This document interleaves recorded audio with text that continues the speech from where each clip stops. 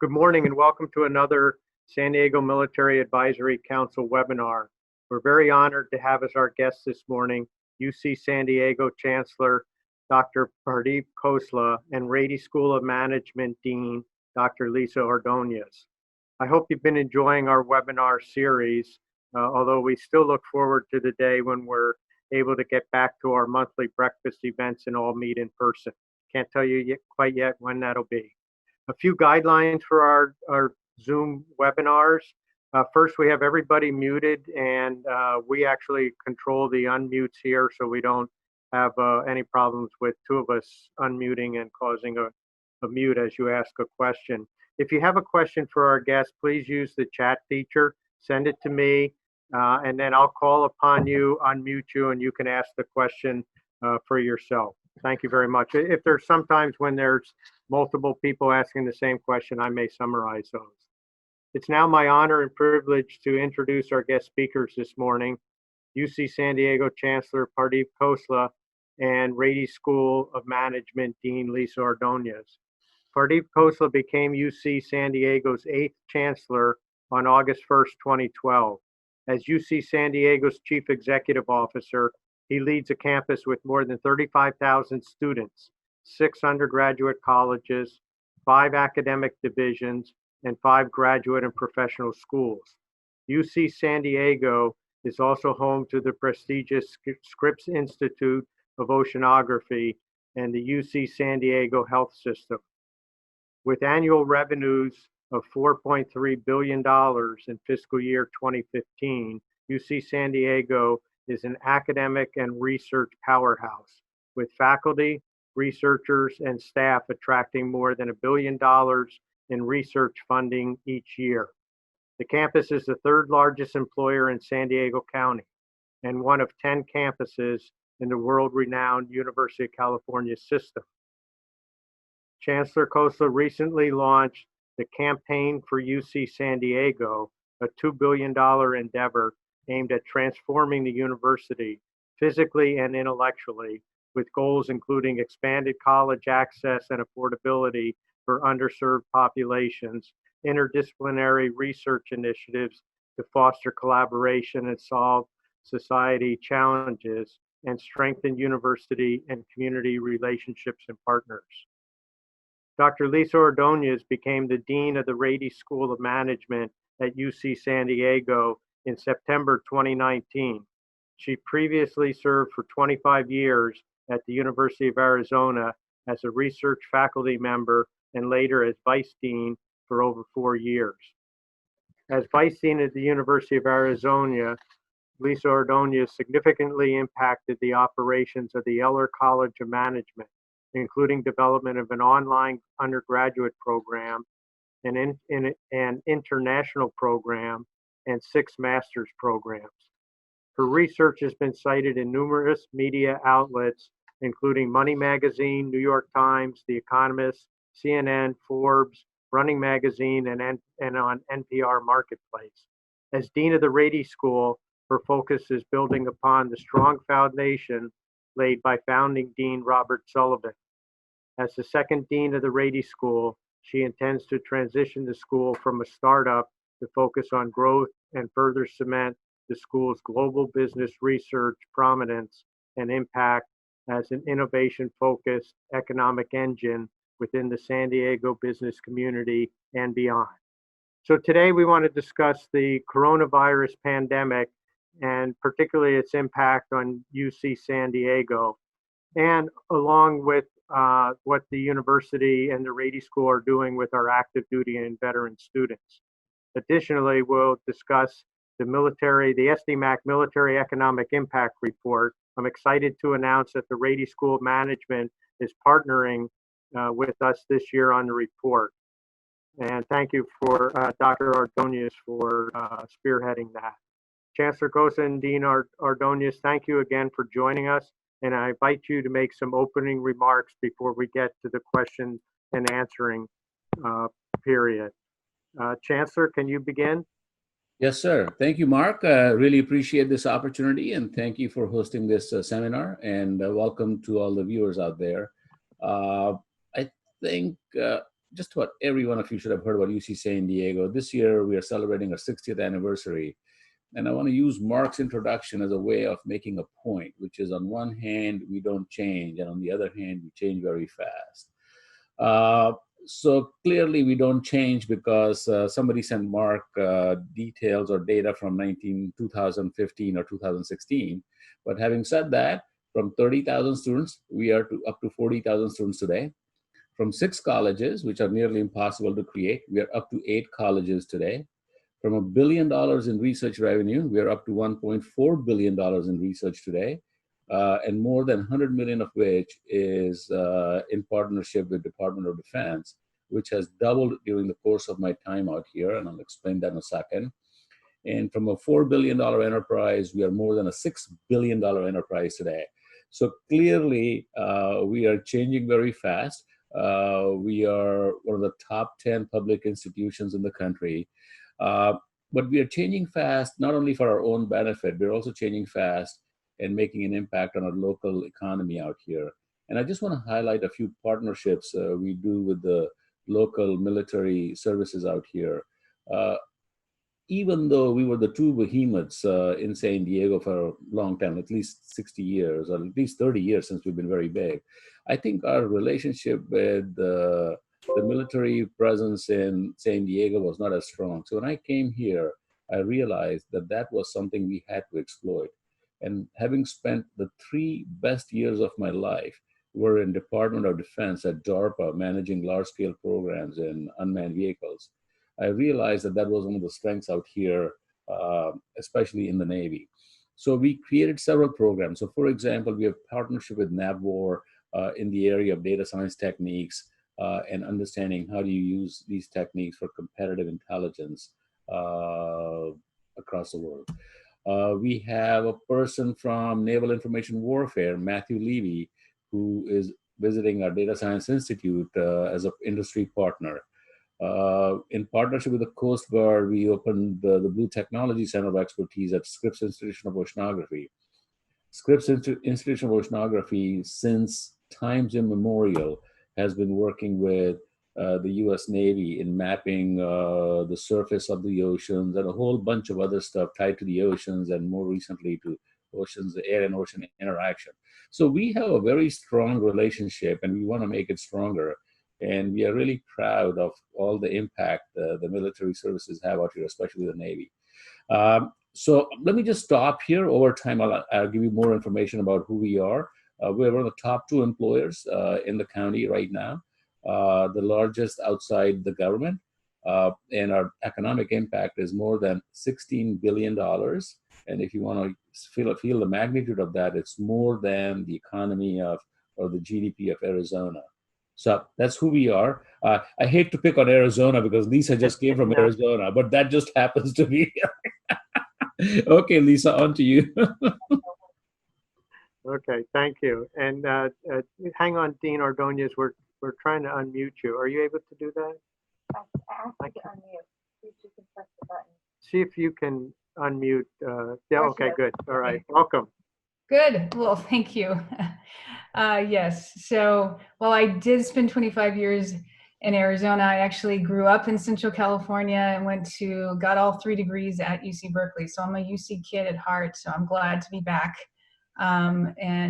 What a year to become a first-time dean is all I've got to say. This is quite an interesting situation, but I honestly couldn't imagine being at any other institution. I think Pradeep and the EVC, Elizabeth Simmons, have just done a tremendous job leading us, through careful data and decisions and with heart rather than kind of, knee-jerk reactions. So it's been, tough, but I've got great support. And but we're here to talk to more about military and veterans. And I have to say, this last year for Rady, I almost want to call it the year of military and veterans, because we've really had, and I'll give you some examples as we talk today of how we've done that. But it's been a close relationship, and it's getting even closer. So I'm excited about that. So as you know better than I, San Diego is home to approximately 230,000 veterans. 16% of these are aged 18 to 24, a sweet spot for university education, and which is about double the national average. So these vets have leadership skills and tested management experience due to their service. And the Rady School of Management can provide that mentorship and a clear access point for the business world in order to build a robust pipeline of innovative veteran entrepreneurs and veteran leaders who will in turn strengthen our regional economy. So, we are making at Rady an impact in the startup culture in San Diego. We boast almost 200 operational companies started by our Rady students and some of them vets, and six initial public offerings and about $2 billion in money raised for these businesses. And we are now just, with this recent graduation, just about 2,500 alums. So that's a lot of work coming out of a very small but powerful group. And so then how do we, connect with our vet community? Well, we have an entrepreneurial startup incubator called Start R, the R for Rady, and we have different varieties. And one of them is Start R Vet, and that requires you to be at least one member of the team, to be a UCSD student and a veteran. And we help take the kernel of the idea to impact by helping them bring that idea to market. And that's a very exciting activity that we do there. So glad to be able to connect there. And just, in general, and I'll tell you some more, we have been connecting even more with our vet community and our military community by, again, the report that Mark mentioned, and our relationship with SDMAC has been very strong, and we will expect for it to get stronger. So more details to come as we talk, but we are just so proud to be able to support our community here, our military community. In fact, I've started the strategic planning process, of course, sounds like, new leader, new strategic plan, start the eye rolls now. But it is time. And I think my constituents know it's time, but it's pretty clear when you do the environmental scanning, what comes up. Of course, it's the, strong biotech, innovation here. It's health sciences, it's the university and STEM education, and it's military. And so it makes, perfect sense for us to be doubling down on our relationships. And more than that, our vet students are among our best, and we're excited to have every last one of them. So I know we have some questions, and I'll hand it back to Mark. Okay, thank you. Thank you so much. And again, thank you both. First question I have is for Chancellor. Can you talk a little bit about the particulars of the construction aspect of how the university is growing? You talked about the growing number of students and everything, but I think there's some very interesting specific plans on what the university will look like in the future. So, as since I've been here 8 years, I've been doing strategic planning from day one, and in my mind, it keeps on refining itself year after year. So our latest vision going into the future is we want to be a destination for art, education, culture, and entertainment for the whole San Diego community. And I say this with great sincerity, because there's a lot of good things happening in San Diego, but a lot of the underserved population does not have access to that. And I think as a public institution, we have an obligation and an imperative to be really doing that. Now, to do that, we also want, at the same time, we also want to be primarily a residential institution. So 40,000 students on campus.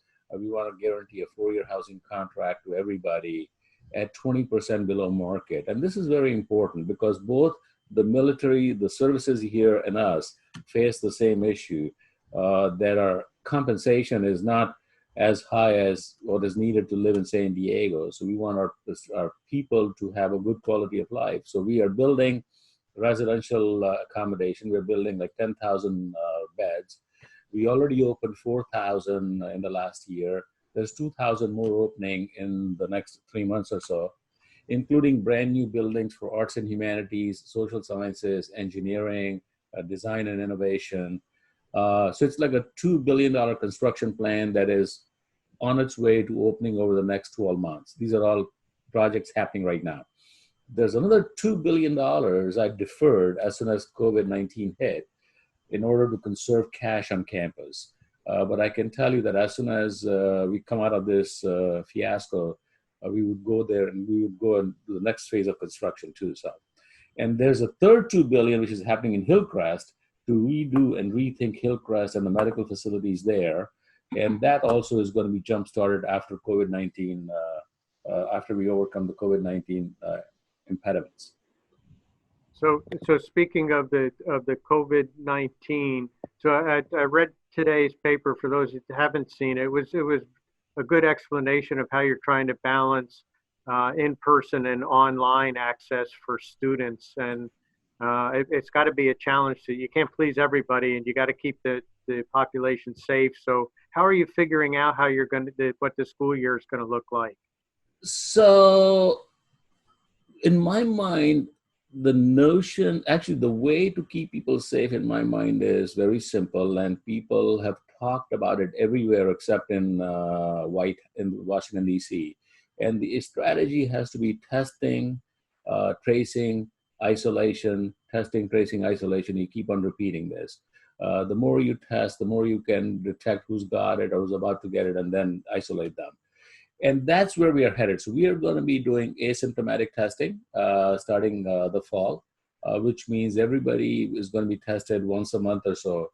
And our modelers have shown that if we can test about 70% of the population voluntarily once a month, then we can detect the first positive case when there are fewer than 10 cases on campus. And that's still on the flat line of this exponential curve. And that allows us to isolate and contain this pandemic on campus very effectively. And if we are able to do that, then we can come back to a near normal, new normal. It won't be the normal, but it'll be near normal. Thank you. Dean, so there's many of us maybe didn't really understand how new a school Rady is in terms of universities, because it so immediately earned a national ranking that was the envy of an awful lot of other schools that have been around a long time. So now you're your second dean. Can you talk a little bit about your vision for Rady and what it's going to become? Absolutely. So yes, there is not a school of this caliber this young, period. We are 17 years old as of July this year, so next month, which is really young as in terms of developing. And that time was spent. Bob Sullivan did a Herculean job as the founding dean. Building these buildings. We can see this beautiful building behind me. That's one of our two buildings. Gorgeous. Looks like a ship, by the way. Supposed to. Pradeep doesn't allow boring buildings on campus. So we did not disappoint. And just building, the infrastructure, the faculty, the incredible staff, and then getting the programs going. And now it's time to take that pause and kind of build the structure so that we can continue growing. So that's kind of what my focus has been. Up until the pandemic, it was really focusing on just making sure we have, some of the stuff that may sounds boring, but it definitely can lead to problems if you don't have it, the policies and procedures and the kind of structure there. So, but my ultimate goal, and Pradeep, just be prepared. I've got at least a 10-year goal. You guys aren't getting rid of me for a while because I have a lot to do. What I'd like to see is that, we're right now about 30, I think this fall, about 37 research faculty, mm-hmm. and about 80 teaching faculty between adjunct instructors as well as permanent teaching faculty. But the lifeblood of a research business school at a research universities are research faculty. So I need to grow those. And in fact, I need to grow those so large that right now we're essentially one department, and with kind of research areas. I want to grow those to departments, have more faculty. That means more students, more activity, and it's more connection to the community. What makes us unique as a business school is the community asked for us. It was the community that came together probably about 2 decades ago that said, you know, we need a premier business school in San Diego. Of course, San Diego State is an excellent quality teaching university, as well as University of San Diego. But the community was asking for that research school. And so, yeah, my plans are growing, but growing at a rate that allows us to keep our quality. We have such amazing faculty, and you're right. I mean, actually, I heard that one of the rankings had a ranking of quality of the faculty. We ranked so high so soon that they removed the ranking. That they're like, no, we can't do this. This startup school gets, you know, top ranking of the quality of faculty, but that's who we have. And so, you know, part of this, you know, this first year is getting that strategic planning going that will connect with the university plan, of course, but help us, you know, answer the question, how can we serve the community? And that involves, of course, the military and the veterans. So, Dean, a kind of a follow-up. I think one of the things that's unique about Rady, because it is part of UC San Diego, is the embracing of STEM in the approach to business analytics, and that is really something for our community. Can you talk a little bit about that?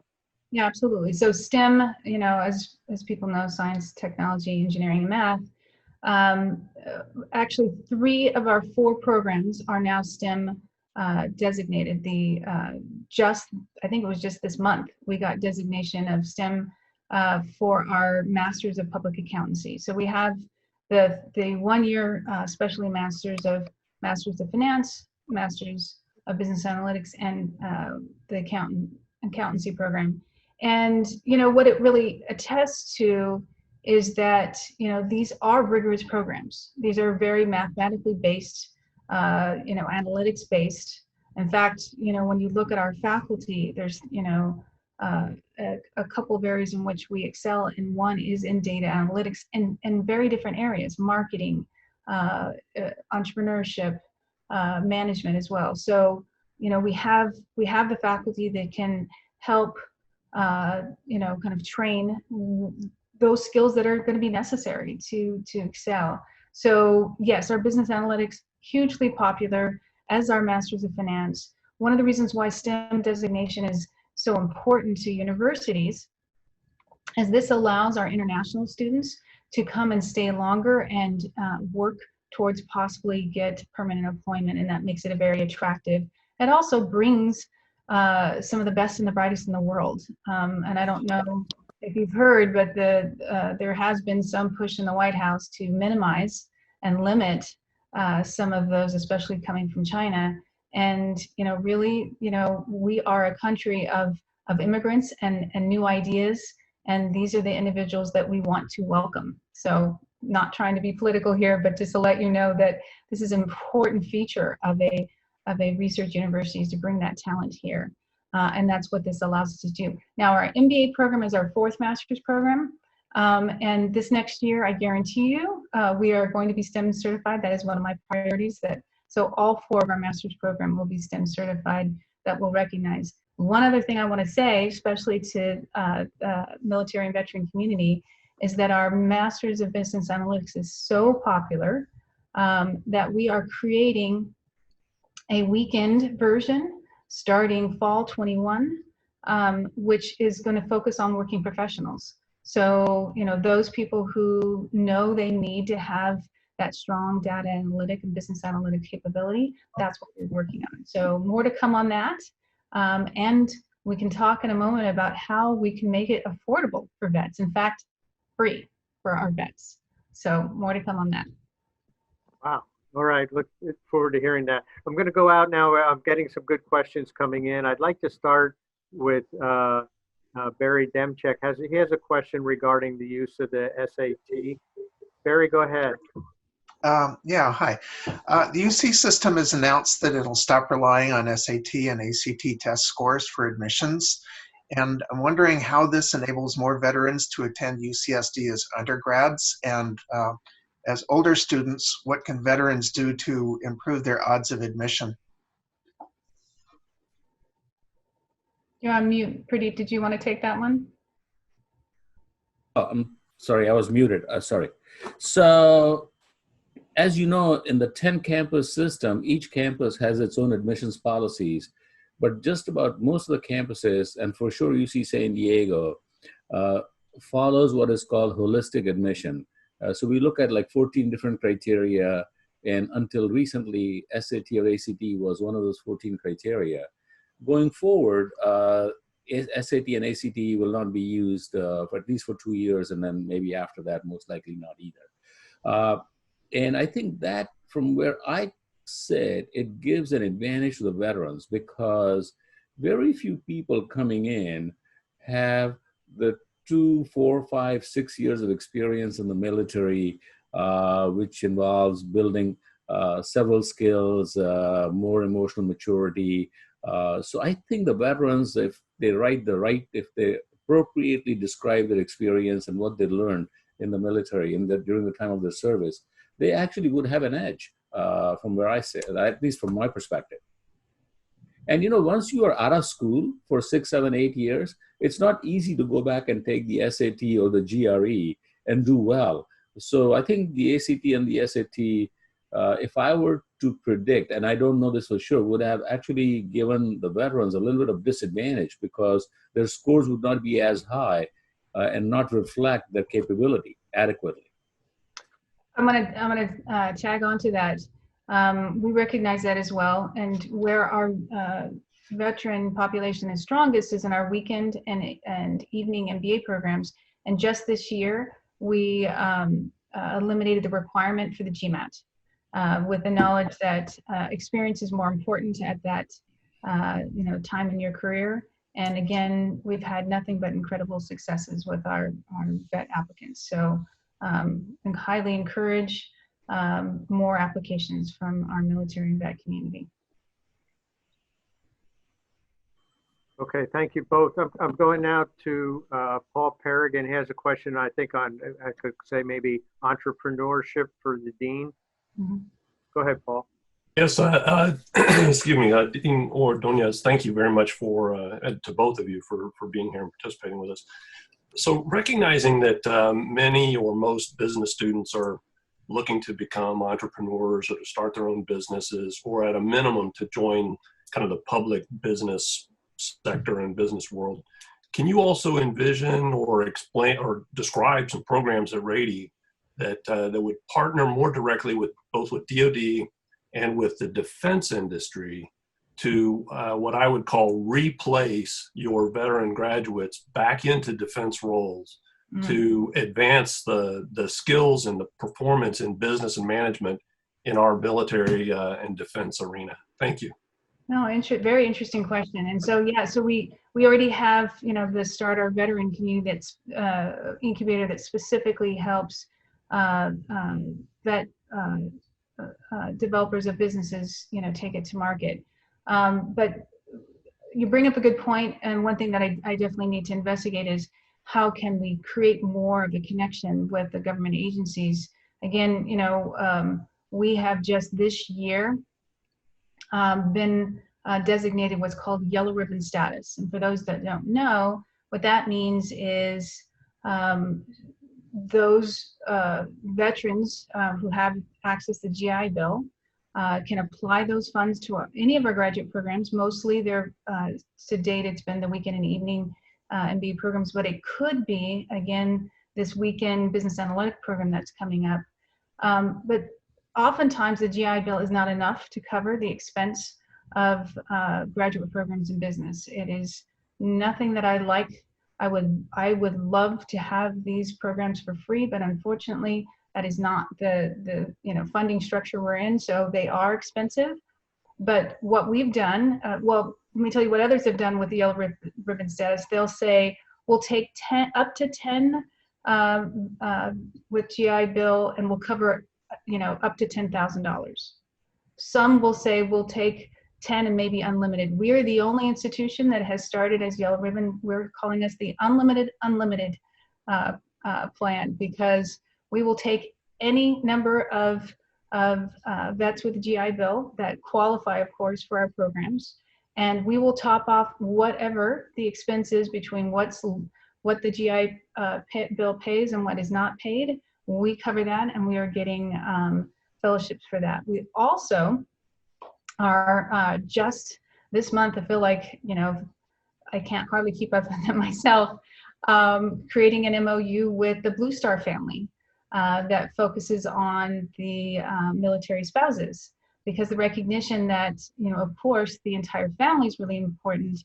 And often the spouses are in a difficult situation with the fact that they have to move on a frequent basis, and they need to have really strong skills to be able to find employment wherever they move to. So we are going to be offering fellowships as well to military spouses.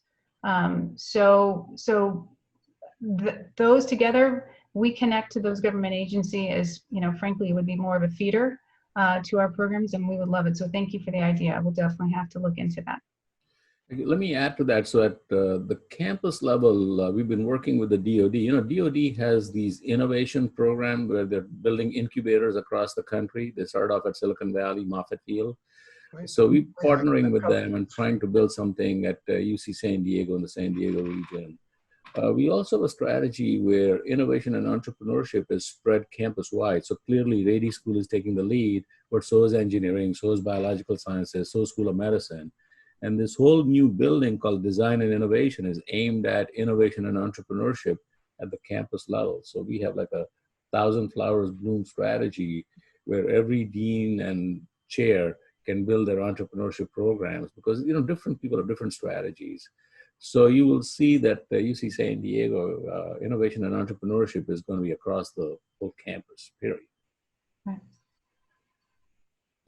So before I go to the next question, I know Rady better than I know the rest of the university, but I would like to say that everything you just mentioned is your actions are right there as well. These are not just words. We've seen it from your whole team reaching out to SDMAC and the military community. You've invited me to participate in a veterans student teamwork there. And you're doing work to help with the cost of the GMAT for military. It's there in so much more than words. So thank you for all you're doing for the military community already. Next question goes to Jerry Blant. That has to do with, again, it's kind of a similar theme of the cost of sending a kid to school. Go ahead, Jerry. Well, good morning. I have two observations, and I would be interested in UCSD views of these observations. First, we potentially have a whole generation in America that will never be able to see the American dream due to substantial student loans. My daughter is an example of that. She graduated from law school, but has not been able to find a job that would pay enough for her to both get her own apartment and pay her student loans. And she lived at home the whole time she went to law school. Second, at face value, seemingly unrelated, but I'll tie it together for you. The COVID-19 pandemic has shown that virtual classrooms appear to be a reasonable substitute for on-campus school, and may be able to reduce the cost to the students by allowing them to live at home instead of paying student room and board. And with that in mind, I found it interesting that you have a very robust new construction program of new facilities, but I wonder if those new facilities are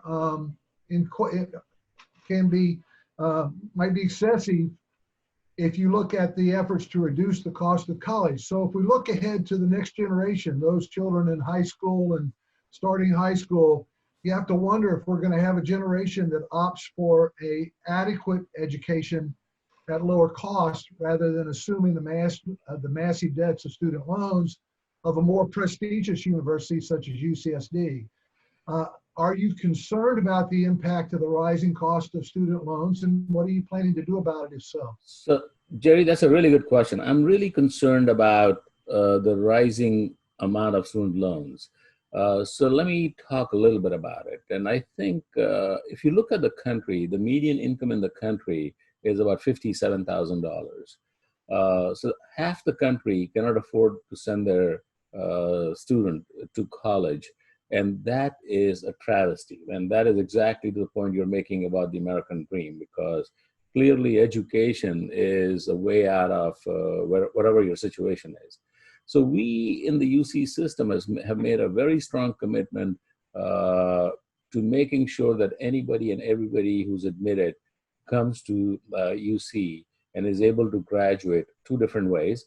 At UC San Diego, I have a promise to 1,000 students every year for a loan-free education. 1,000 is not a lot compared to the 30,000 undergrads we have, but it's better than zero. And for every student who's admitted, we put together a financial aid package. And I can tell you the average loan of a student graduating from UC and also UC San Diego is less than $20,000, about $20,000 over a 4-year period. Now, remember the situation you are in, the loan was pretty much accrued in law school. It was not accrued when your daughter went to undergrad. It's the law school and the professional schools that really add to your loan. And I think this is where Lisa's been talking about these programs where in the Rady School of Management, we have a strong program to really make sure that students don't take on $200,000 of loan to graduate from our professional schools. So we have a very strong commitment to social mobility. And in the country, we are an engine, one of the top engines of social mobility in the country. So I completely empathize and sympathize with you. I think we are not in a good situation. I also think that the government, after having fought multiple wars since the 1990s, in the last literally 20, 30 years, should really rejuvenate the GI Bill, just like after World War II. We have a lot of population out there with a great deal of skills and capabilities and aspirations and ambitions who should be going to college. And literally the GI Bill post-World War II, it should be completely free. I agree. Dean, so we mentioned a little bit about the annual military economic report that SDMAC puts out each year. And this year, we're excited that we teamed with the Rady School to produce it. I don't know that everybody here is quite aware of our new teaming relationship. So we're really excited. I will want to thank you right from the start. As we got this started, I remember meeting with you and the team in your office, and you've stayed involved all the way through. And can you talk a little bit about the report and the kind of maybe a teaser for our audience? Right. So, you know, obviously I'm preaching to the choir here to say that clearly all things military is a huge economic driver in the San Diego region. And up until, gosh, I don't even know how many years prior, the military impact, economic impact report was going on. But, you know, how do you quantify that? How do you quantify the jobs that are created, not only of the military individuals who are getting, getting salaries, but all the, civilian jobs that are created, all the, services they pay for, and, purchasing of homes, and, all those expenses. So what we've done is pulled together data. And then, the beautiful part is this is again, a value of a research institution. Professor Sally Sadoff is an incredible economist, and she was able to use actually some work done by UCSD economist Valerie Ramey on applying an economic multiplier. So we don't have to count every dollar. Like, you may not know this, but anytime you see a jobs report or you see a government report, they have never counted every single person. They are deep dive gathering data and then making estimates. So that's, essentially what's going on here. We get as much information we can and then make some really quality assumptions. And, Sally has worked with a team of MBAs and worked very hard this spring to pull together, deep data that's not just about the military bases, but it's also about the families and getting that kind of more personal stories to say what is beyond the numbers, what is the impact of the military. And of course, it's huge here, and it creates many more jobs. And then it has the impact on education. So all of the vets with the GI Bill now coming back to all of our universities, not just UCSD, but there are other quality universities in San Diego. So that creates an engine as well. So, they're really excited to do this and partner with you, and can't wait for the details itself to come out. But some great data already pulled together, and it just reaffirms the strength of the military impact on us and the economic region of San Diego. All right, thank you for that. And so I'm trying to manage through some of the questions here. On an iPhone, Giselle Benitez, I think your question is regarding the Gold Star families, if I have it correct. Can you go ahead and ask? Yes, good morning. This is Giselle Bonnet, and a Navy veteran and longtime resident here in San Diego. And thank you, Pardeep. Hey, Giselle. How are you doing? Good to see you again. So, quick question. I was glad to hear about how you're connecting with the Blue Star families. What about Gold Star families? What are we doing for the family members of those fallen service members that have paid the ultimate price for our country? How are we helping them? Are we doing extra scholarships for them? Are you considering things like that? The reason why we're connected with Blue Star families is because one of my colleagues connected with them, and we, brought that into that. So help me get that connection, and we will definitely have those conversations. Again, we want to be here as a resource. So absolutely. So please, we can get Mark and get you my email, but it's pretty easy to find me. And I would love to get a connection so we can have that conversation, because we have not had that explicit conversation. We've now got this MOU with Blue Star. I don't see how we can't create something similar for Gold Star.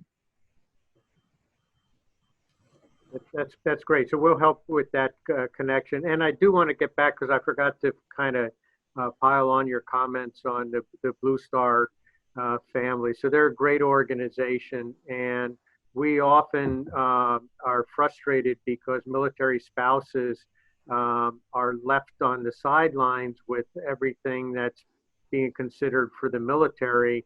We forget that the military spouses are moving and suffering their own challenges of just trying to stay fully employed and engaged in the community. So that's huge. And we would like to, as SDMAC, to help get that word out however we can as well. So thank you for that. I'm going to go now to Tom Garcia. His question is about veterans and employed at UC San Diego. Go ahead, Tom. Tom, you okay? Yeah, thank you. I moved you myself. I've been on campus a couple of times, and especially your Veterans Center, and I met Todd Kennedy before. He's doing a great job there. Can't hear you. To support our veterans. Can you tell me how many other veterans are actually employed at the school? I mean, what percentage of your staff, teachers are veterans? So I don't have the numbers, unfortunately, Tom, but I know we do have a Veterans Resource Center. And the fact that we have a resource center tells me two things. One is our commitment to veterans, and second is that there are enough number of veterans for us to have a resource center to give them access to resources. But if you want, I'm happy to ask my HR people and look at and tell you how many of our staff are veterans. I think that we would have more veterans who are staff members than faculty members, because faculty members that we have typically go through a normal PhD program.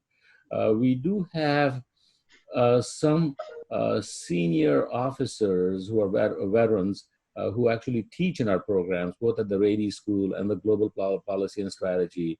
They offer courses in strategy and things like that. But I don't have exact numbers. Happy to get them to you if you want. No, thank you. And just what we try to do is make sure that, normally businesses have some kind of a program so they actually look for veterans and maybe do extra work to hire them. And so we'd hope that at the school they could do the same thing. So we do that in our hiring process, right? But I don't have the numbers of how many veterans do we have. So, but I'm okay. Right. Thank And you. we also, partner with, we have a corporate board of advisors of many of the large companies here in San Diego. And yes, you're right. They, there's a strong population that they wish to hire. And that's why we're so eager to train those students as well. Thank you. Chancellor, in the very beginning, you mentioned a little bit about some of the outreaches to different aspects of Department of Defense. So some of us are aware of the technical teams and strategic teams that you have there. And you also mentioned Scripps Institute, which most of SDMAC is very familiar with, but not at all familiar with the incredible amount that they do with the, particularly the Navy, with the military. We did have a presentation to our board a while back that talked a little bit about, actually, I think it was the Chief of Naval Operations who came to you and asked for help in bringing science to, undersea warfare. Can you talk about the goodness of that relationship? So we have an extremely strong relationship with the U.S. Navy. I mean, I think Scripps was created around 1900 or maybe something in that around there. And I think it would not be unreasonable to say that early on, one could have imagined Scripps as just like a Navy lab, because everything we did was for the Navy. I mean, nearly 100% of our work was for the Navy. And most of it was aimed at oceanography, looking at, acoustic transmissions underwater, looking at mapping the underwater subsurfaces and mapping various ocean currents, understanding how ocean currents flow and their impact on a whole lot of stuff, right? So if I go back and look at the history, I can tell you with great certainty that in World War I and World War II, a lot of our people and our technologies were at play in what was going on. In fact, Walter Monk, who just passed away, was one of the pioneers in predicting ocean waves, and which was actually used in the landing in France. Turned out it was the wrong answer, but nonetheless, there was some science behind when were we going to make the landing. So we have a long history, and we continue to have that history. So Scripps Oceanography now still has significant amount of money from the U.S. Navy, but we also have a lot of money from the National Science Foundation and other places. And we also have a very big program in biological life in the underwater and understanding how do you discover, how do you use this biology in the water to understand life forms and diseases and extract medicinal value and cures from chemicals in the ocean, so in biological life. So it's called Drugs from the Sea. We have a program, just like we have drugs from rainforests. We are a very unique place, which has one of the largest sample sizes of underwater sea life that we maintain. Thank you. So I'm really impressed that we made it to this point before I got the first question on sports. So I'm going to go to one of our board members, Dennis Dubard. I think he has a question on sports. Yeah, thanks, Mark. But first, to the Chancellor and the Dean, as a board member, SDMAC, and a previous president, I want to say thank you for all that you do for our military families here in San Diego, as well as we're excited to have you on board as we roll out our economic impact. We're really excited. I think it's going to be a great opportunity. So I have to ask about sports. Sorry, I'm on the board of directors for the Holiday Bowl, and I know Earl Edwards is on our board as well. And so I actually have great affection for UCSD and one of the other UC schools just up the highway on 405 in Westwood. Two of my girls are graduates of UC San Diego, and the third one obviously just this month up in Westwood at UCLA. But my oldest ran track and played soccer for UCSD, and she graduated in 3 years. And she was a true student athlete. So I know athletics is not a great big part of UC San Diego. However, you do have teams, and a lot of your teams are very competitive, like fencing, and your track and soccer is very competitive. And there's a rumor running around town that you may at some point in the future have a football program. I'm probably getting Earl in trouble. So you are getting Earl in trouble if he's spreading the rumor. But let me just explain to you a few facts about football. Of all the Division I football programs in the country, less than 10, and even that's a high number, make any money. Everybody else loses money. Everybody else loses money. That's the first fact we need to know. So if we were going to have a football program, then the question is, what are the other sports we would add? Because Title IX mandates that you got to have an equal number of men and women. So if you add football, which is a team of like contingent of like 100 people, like literally, so we need to add 100 other women's sports. So I don't know what that would be. Secondly, I don't see how we would make money in football. And thirdly, I don't see how we would, if we are not self-supporting, what source of revenue would I use, or what educational program would I not invest in?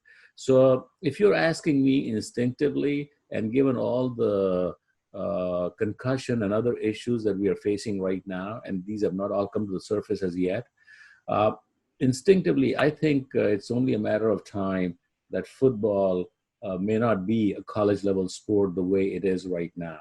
I think one can imagine that football will become more semi-professional.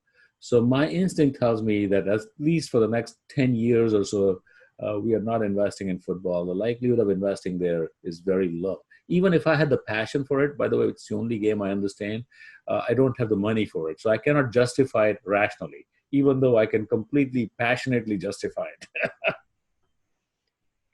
But you are, I'm not sure if you all are aware, and probably you are, Dennis, that we are going to Division I this fall. Right.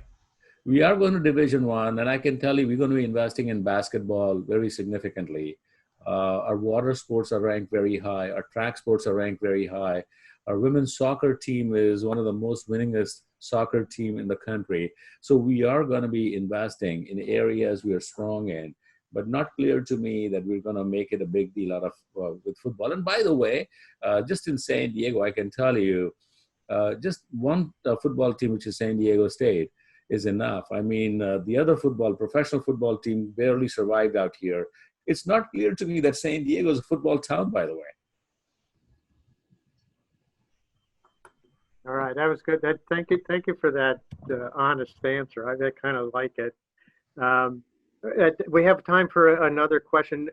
Michael Baskin, I think he's talking a little bit about the positives from the GI Bill. Yes, but I first have to note that 20 years ago, coming out of Malcolm L. High School in San Diego, I accepted an appointment at West Point, was accepted to UCSD, but it was a Division III cross country and track school at the time. And so it's good to see this growth in UCSD overall. I just wanted to note that in addition to serving in the Army, coming out of San Diego, I benefited from the GI Bill. And GIs, you can use the GI Bill to pursue both a master's and a PhD. And I was able to complete a PhD at the Fletcher School at Tufts, as well as support several programs in the Department of Energy. My question is UCSD really looking to expand its student veteran involvement, undergraduate, graduate, in research programs? And if so, what does that look like? And if there's a desire, how could someone who has experience in that plug in? So the short answer is yes, clearly. I mean, our whole education strategy, even at the undergrad level, is integrating research at the undergrad level too. And that's why we take such a great pride in being an R1 university with such a large research portfolio. Every undergrad on campus, I think, should have at least one research experience before they graduate. So the short answer is yes. The short answer to veteran involvement is yes. I'm a little bit frustrated, even though there's a GI Bill there, but that's not the same as, the single largest public policy impact was the GI Bill post-World War II.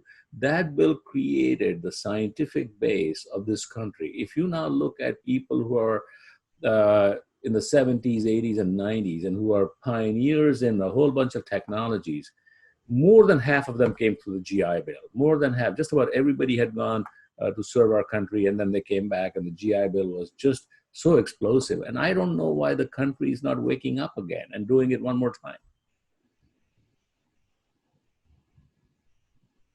Okay, very good. So looking at the clock, I'd like to give each of you a chance just to kind of make some closing remarks. It's been just terrific for our audience, and I thank you both. And I'd ask Dean if you go first with the closing remarks. Sure. So first of all, I just want to say, thank you to SDMAC. This partnership on the economic report has been fantastic. And, and frankly, I can see this partnership in getting the word out about what we're doing with, the Yellow Ribbon Plan, Blue Star, and hopefully Gold Star very soon. So we really appreciate the efforts, and we appreciate being able to make an impact. Again, we take our mandate very strongly that we are here to serve the San Diego community, and I think this economic report is a perfect example of that. So just thank you to SDMAC. But I guess I just wanted to just communicate UC San Diego and the Rady School of Management, we're doing great. It's a tough time. Obviously, we're having to pay attention to expenses with the pandemic, but there are so many good changes, so many positive programs here. And I know many of you are connected to us as well through UCSD Extension. I'm actually starting a partnership with them. So we'll be more closely aligned so we can make sure that we are also educating those who don't want to come back for a full degree, and making sure that we have more access there. So,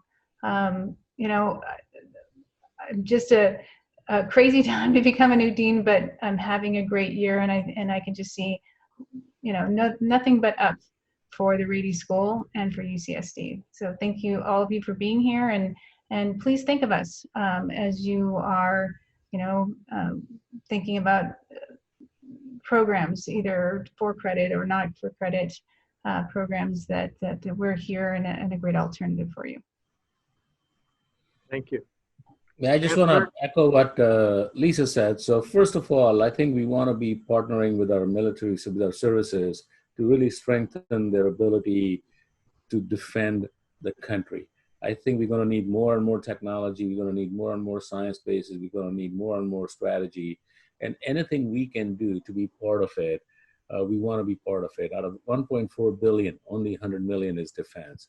And that, in my mind, is 2x of what it was like 6-7 years ago, but it is still 20% of what it should be. So we need to be working more and more with our military services. Secondly, for our veterans, we want to strengthen that relationship too, because people who have served our country, when they come back, and especially if they're in San Diego, we want them to be part of who we are, and we want to be part of their life going forward through education, through whatever. So if you have any ideas, feel free to contact either Lisa or me. I can tell you that you would hear like you'd meet open-minded people out here wanting and willing to partner and help. So thank you very much for everything you do. And thank you, Mark, for inviting me.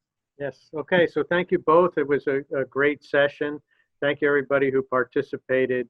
Next week, we're doing a reach back. We're going all the way back to DC. We have recently retired General John Nicholson. He heads the Penn Fed Foundation, and they're in the middle of doing an awful lot to help military families that are struggling due to the COVID pandemic and military family layoffs and so on and so forth. So hope you can join us in that one. And Dean and Chancellor, once again, thank you so much. Thank you.